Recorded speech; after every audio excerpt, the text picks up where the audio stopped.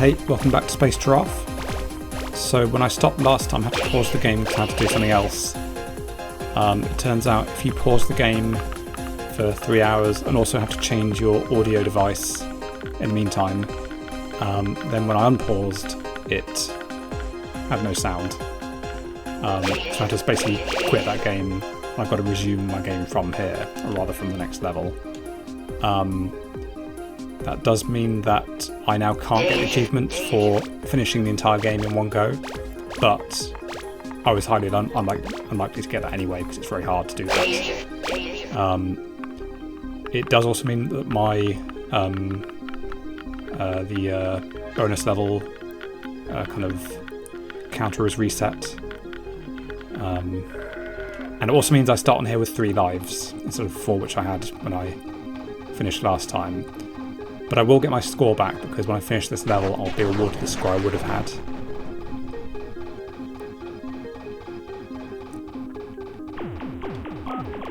So we have a new enemy here, a new threat. The Zapper. It cannot be destroyed. It just goes around doing its thing.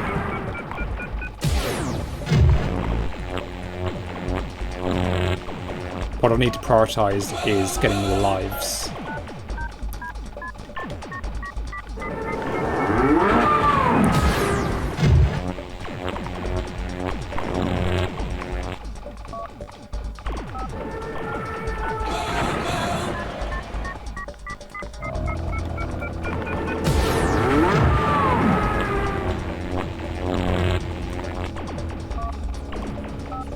I actually don't know if using a jump pod, makes it harder to actually get more lives, because one way you get an extra life is by picking up enough pods, but using a jump pod, when I say pods I mean the power-ups that give you the pods. I don't know if picking up using a jump means you have to pick up an extra power-up to get an extra life.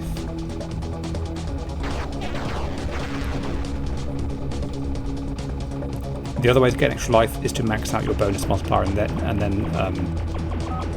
do the same thing again that gives you the bonus multiplier, which is ramming into enemies like this. You just do several at once to actually make it go up.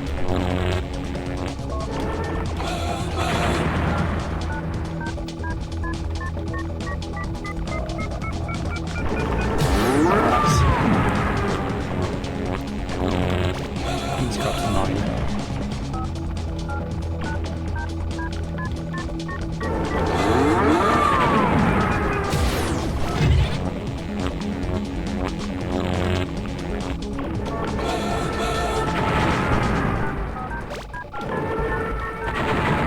Hang on, there's 2 of them. That's really noticed.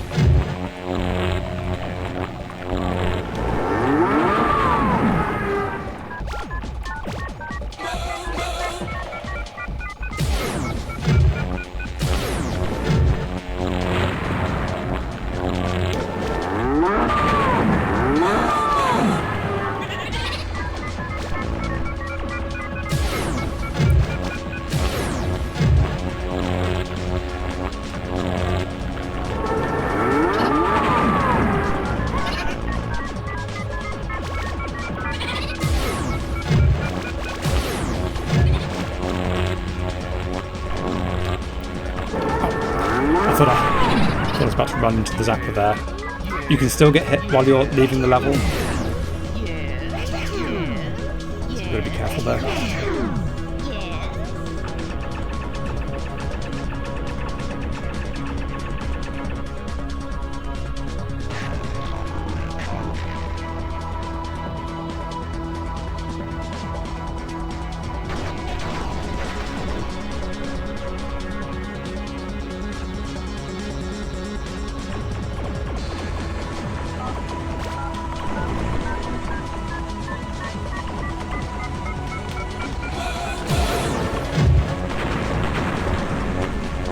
See, the feedback monsters are back. Those are the ones that distort the screen when you shoot them. And they do it in a variety of ways. On this one it's particularly intrusive, but that's part of the game.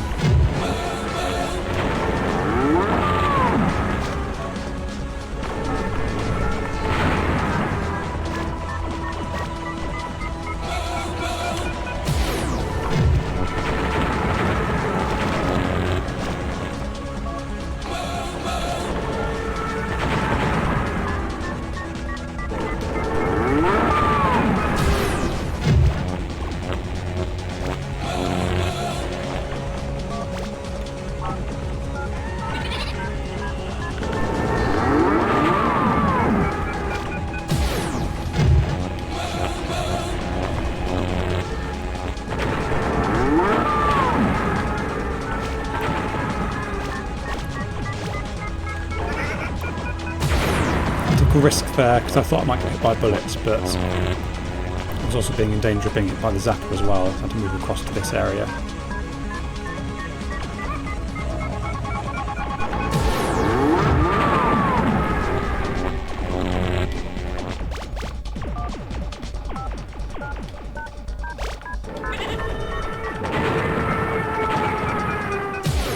Thankfully, the feedback monsters on this level are not the aggressive ones that shoot backwards when they leave the web.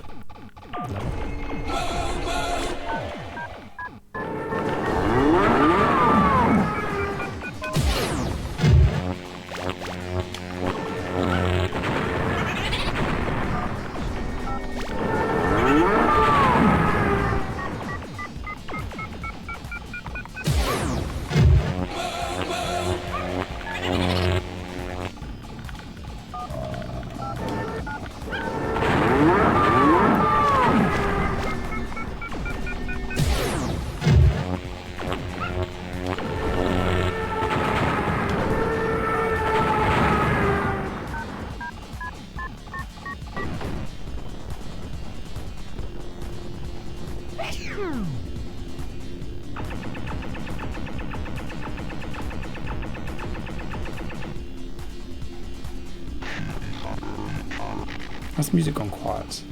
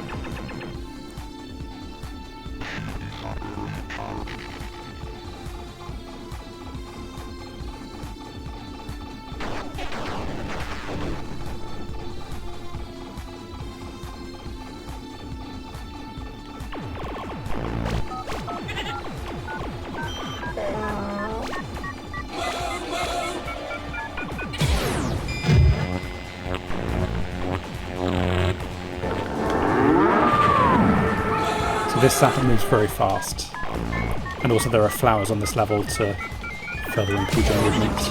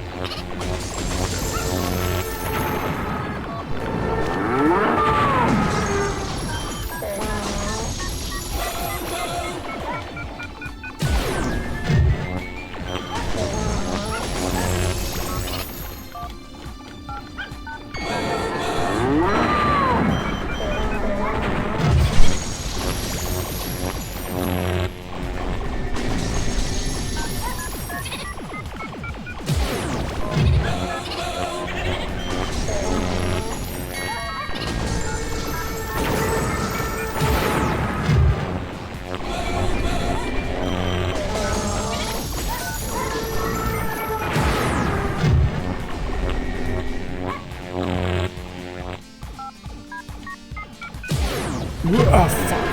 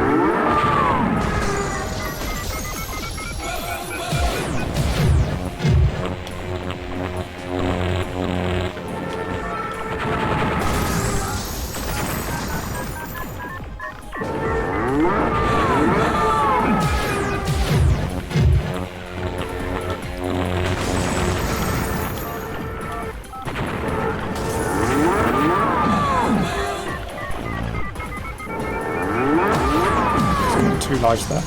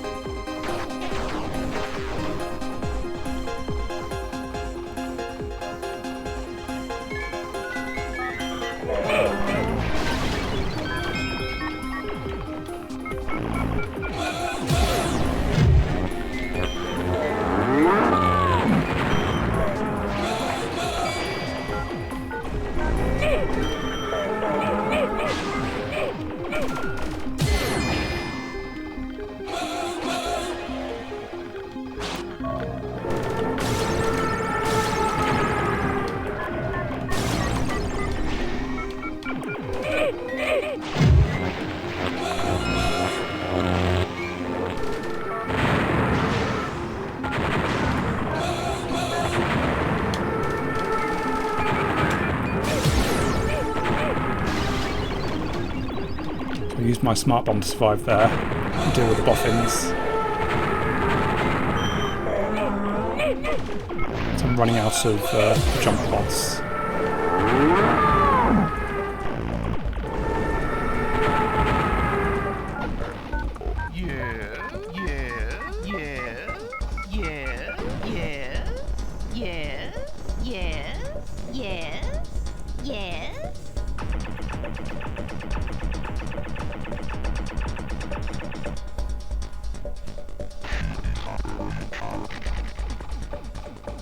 So it seems like I would have been on good course to finish the game in one go at this point. I'm on level 74 and I'm still alive, but this is where it starts getting really hard. The 70s, 80s and 90s. So in practice, it wouldn't have actually have happened.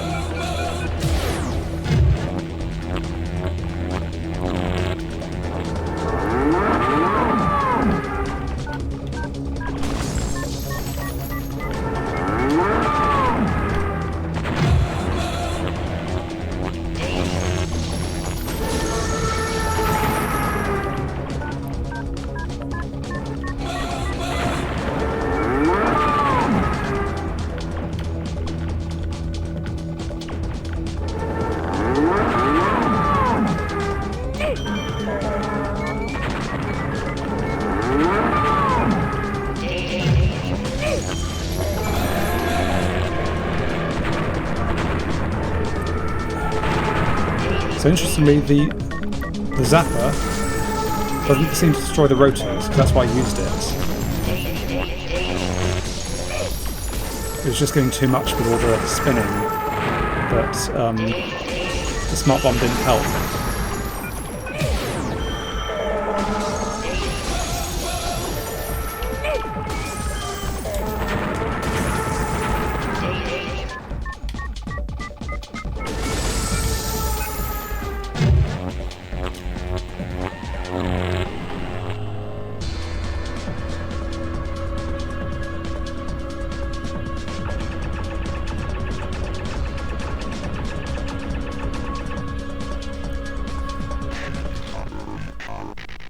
Okay, we're back in the bonus round. So I was saying previously about previous Lamsoft games during the bonus rounds, and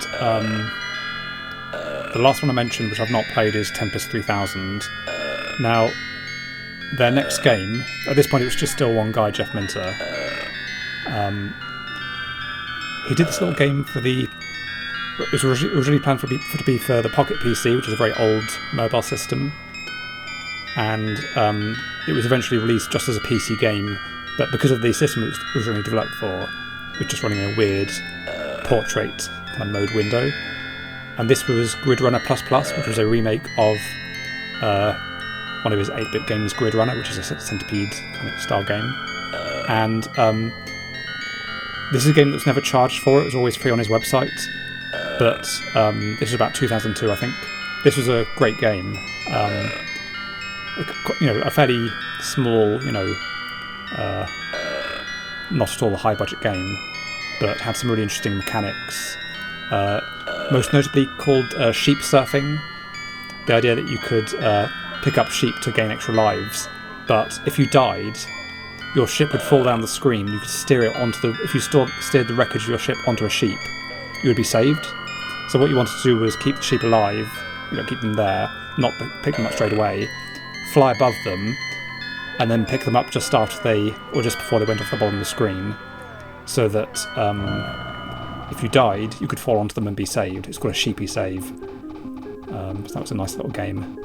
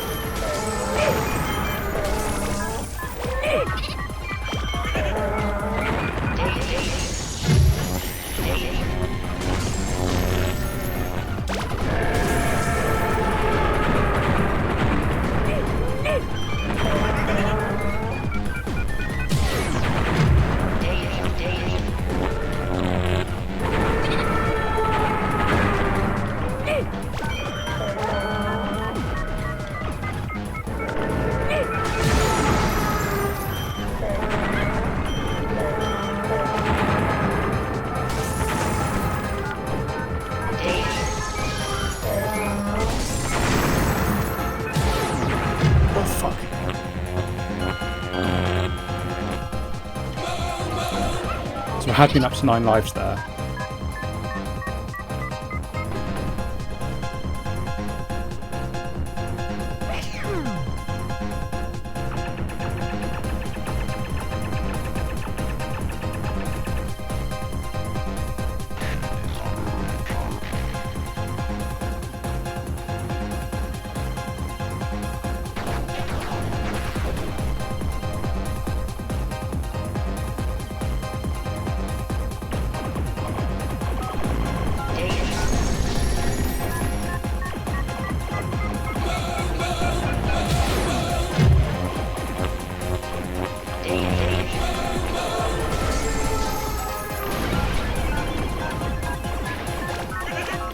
Buffing.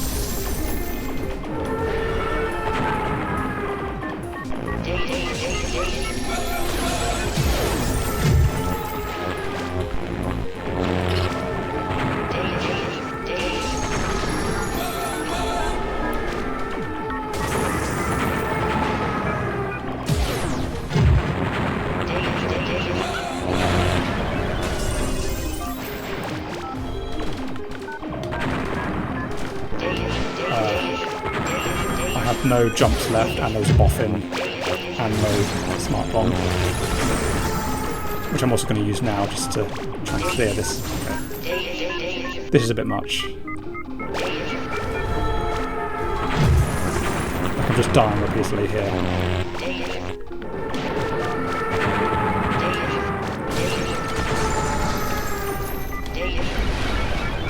Like, killing the boffins under the best of circumstances is not easy, but that's a bit too much.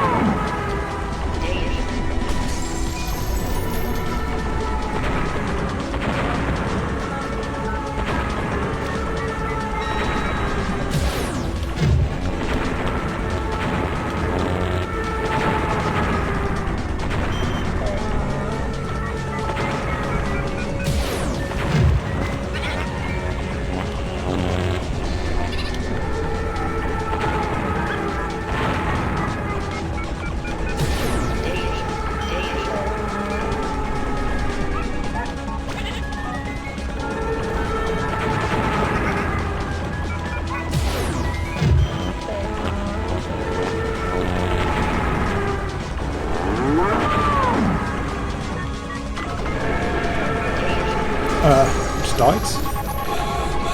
Why?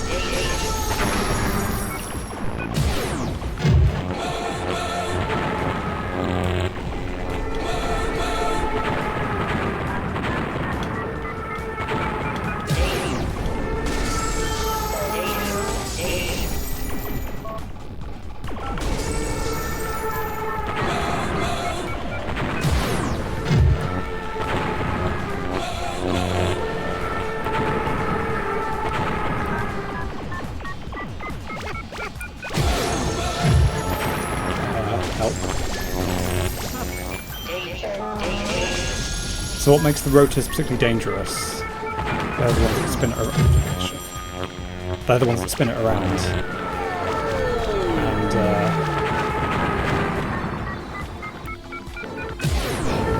And I'm kind of trapped here because there's two things firing down from above. It's kind of hard to tell why they are in relation to the thing, because this thing has a kind of figure eight of doubling back on itself.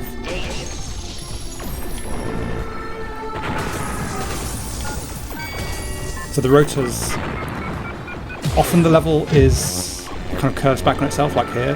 Which direction you go, left or right, it's kind of, clockwise or anti-clockwise. But obviously the level kind of goes in both directions. So sometimes you're not sure like whether you're pressing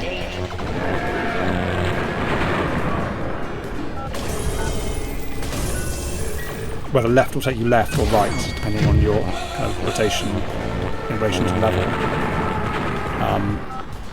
And the rotors, by spinning around the level, make that a lot harder. So suddenly it's like, okay, which way is left again?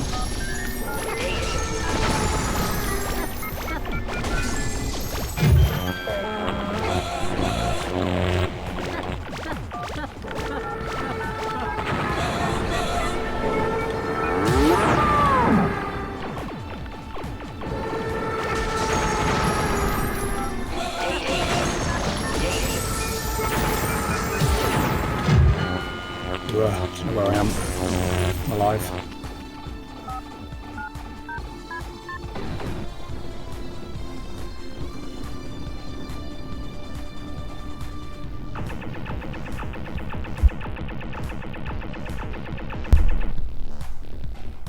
Okay, we're back in the bonus round.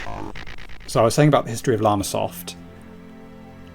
Now, up to this point, it was just Jeff Minter, or Yak, as he's also known. At some point in the early to mid-2000s, he met Giles, who is not... That's his like nickname. Yak and Giles. I'm not sure if this came before or after this, so he was working on a game called Unity for the GameCube. I think it was even being funded or supported in some way by Lionhead, like Peter Molyneux. And there was a long-standing kind of idea that he just kept making games for consoles that failed. So people were excited to see what he could do on a console that actually had some actual, users. But sadly, this Unity game was never finished and never saw the light of day. So I'm not sure if Giles joined before or after that point. But their next game that they wrote together was Space Giraffe. This game we're looking at here. This was to be published on the Xbox 360 on the Xbox 5 arcade. And this actually was a console that was very successful and had a lot of users. So there was a lot of excitement about this game doing a lot better than some of his previous ones that had been on consoles that hadn't sold that much. I'll carry on that soon.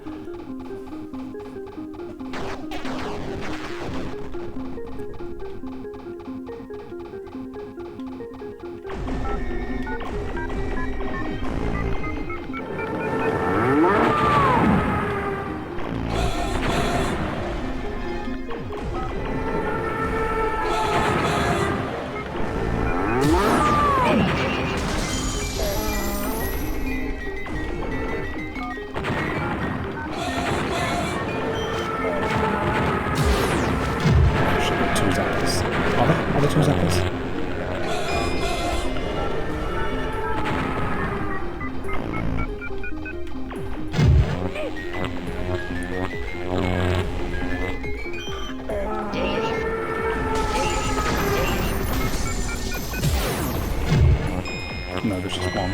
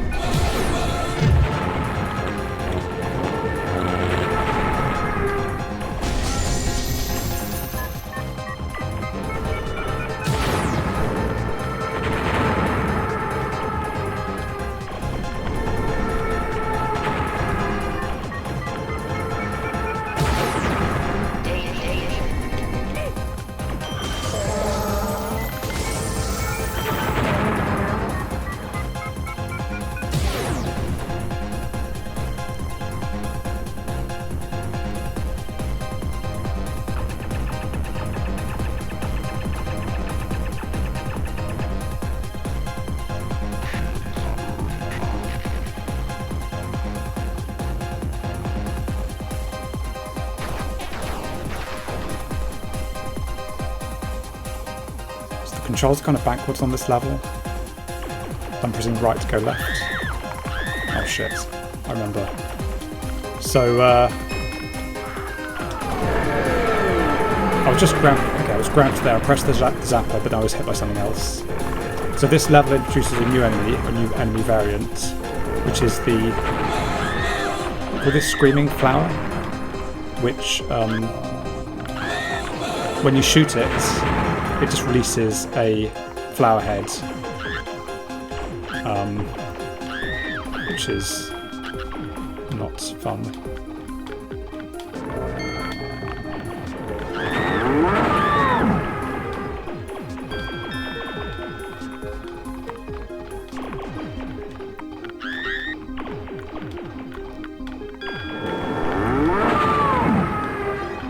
So I'm deliberately staying at the top of the level just to try and not get bogged down in the rest of the level, which is very hard to see properly.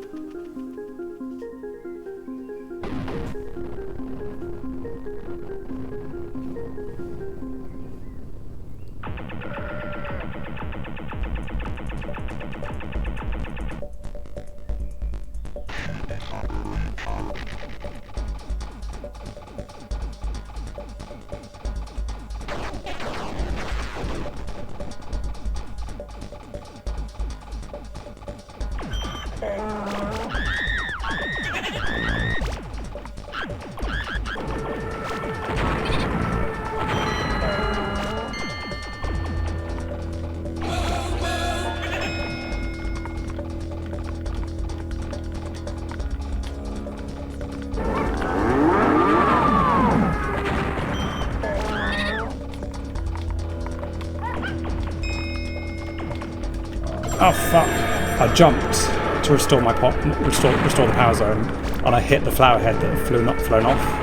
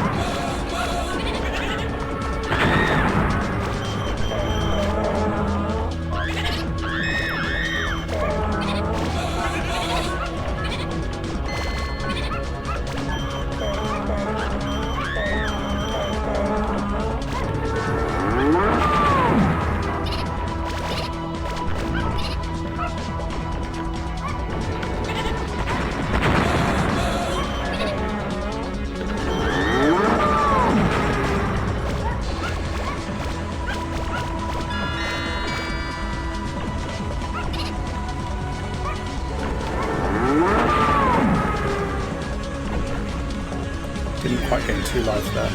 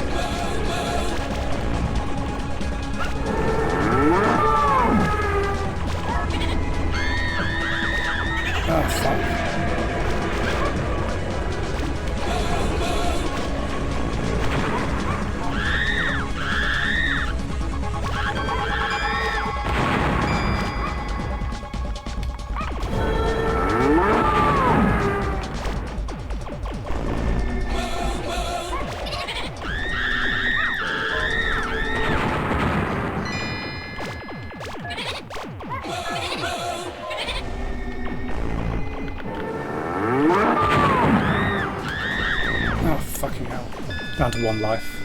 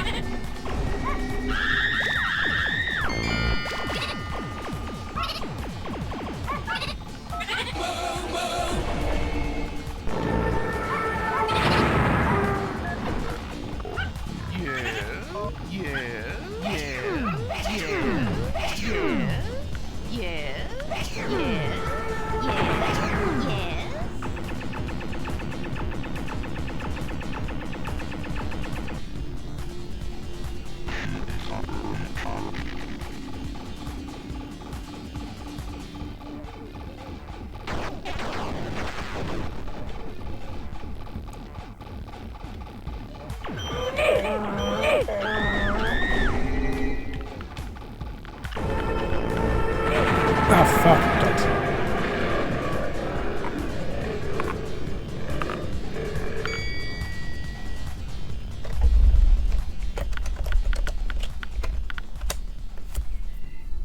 So one nice thing this game does is it shows you this graph showing like how your score compares to some kind of like pass score, but also over a series of levels. So I believe here, I think what we're seeing is the left-hand side of the graph being the level I started from, which was 65 on this session. And I think the kind of glowing yellowish line, it's slightly hard to tell. The green line is apparently I think that's my best score, as far as I know, up to this point. Just slightly hard to tell. Good. Oh yeah, so good is 227 million. That's like a kind of par score.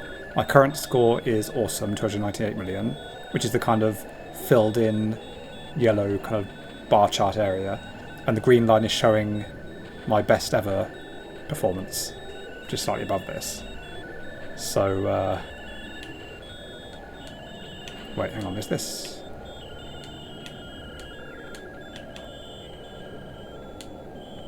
So if I go left and right, this is showing different levels. It's showing like the par score for that level. I think the graph is still showing the levels I've done for this session, so 65 to 85. So if I had done this all in one session, as expected, I wouldn't have got all the way through to the end. But not bad. Oh, I see. I can go like that. So this is showing the entire game from the start. So the levels highlighted in yellow are the ones I did during this session.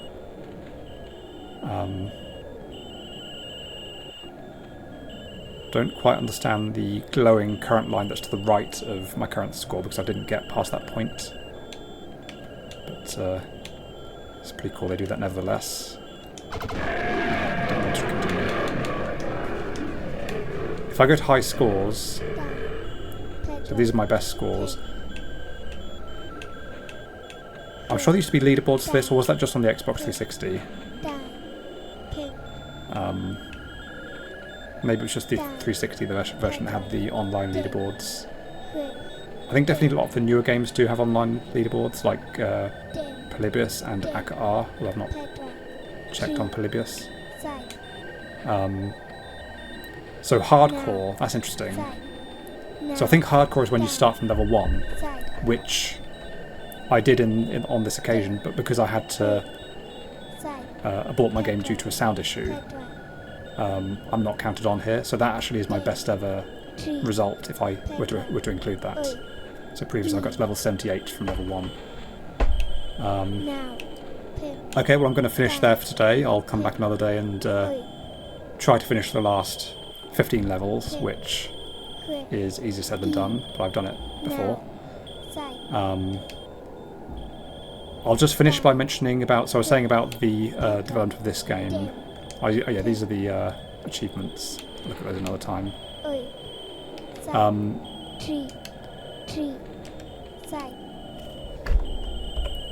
So this game didn't sell very well. They released it at 400 Xbox points, which was like the lowest amount. I feel like they had this idea that because the Xbox 360 is a big successful console that lots of people have, it made sense to release the game at a low price point to make it more of an impulse buy. But that was perhaps in retrospect not the best idea because so Jeff Minter and Llamasoft have a following of, kind of hardcore fans like myself, many of whom have been playing since the 80s or 90s. And they were, guaranteed to buy the game, regardless of the price. But for average people, they may have found it a bit off-putting in some respects. I mean, this game, it was so divisive. Official Xbox magazine gave it 2 out of 10 because they said they couldn't understand what was going on. Whereas a lot of the other reviews gave it like 9 out of 10. So there were definitely some people who didn't get on with this. And obviously that review was not, it's that reviewer's opinion, that you can't say any more than that really, but and not everyone's going to get on with every game, and this is a game that some people find very hard to get into. I found this hard to get into when I first played it in 2007. I was like being killed by the boffins. It's like, what's going on? I don't understand what just killed me. And I still don't sometimes, but that's the nature of the game. But at its peak, it is just beyond anything else. There's nothing else like this. I mean, no other game would start with a title screen where you hear a young girl read out random numbers in Welsh.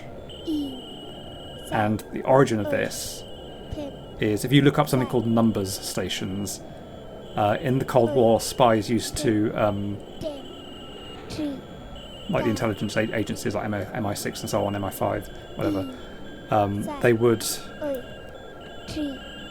use radio transmissions to communicate with spies in the field, where these radio stations would just read out seemingly random numbers. It's quite spooky to listen to some of these recordings. They're very strange. And clearly Jeff Minter, the designer of this game, was quite fascinated by these.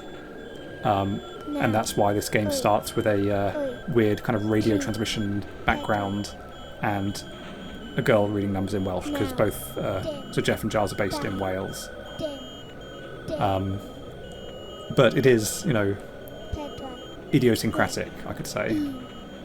So they did say after the release of this game,